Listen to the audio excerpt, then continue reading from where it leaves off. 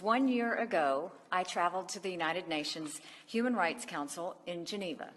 On that occasion, I outlined the U.S. priorities for advancing human rights, and I declared our intent to remain a part of the Human Rights Council if essential reforms were achieved.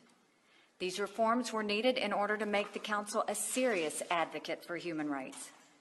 For too long, the Human Rights Council has been a protector of human rights abusers and a cesspool of political bias.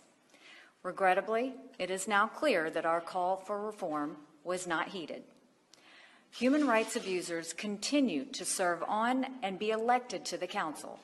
The world's most inhumane regimes continue to escape scrutiny, and the Council continues politicizing and scapegoating of countries with positive human rights records in an attempt to distract from the abusers in their ranks. Therefore, as we said we would do a year ago, if we did not see any progress, the United States is officially withdrawing from the UN Human Rights Council. In doing so, I want to make it crystal clear that this step is not a retreat from human rights commitments. On the contrary, we take this step because our commitment does not allow us to remain a part of a hypocritical and self-serving organization that makes a mockery of human rights. Another of our goals was to stop the Council from protecting the world's worst human rights abusers. What happened? The Council would not even have a meeting on the human rights conditions in Venezuela.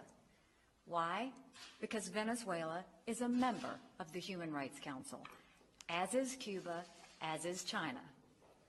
Similarly, the Council failed to respond in December and January when the Iranian regime killed and arrested hundreds of citizens simply for expressing their views. When a so-called Human Rights Council cannot bring itself to address the massive abuses in Venezuela and Iran, and it welcomes the Democratic Republic of Congo as a new member, the Council ceases to be worthy of its name.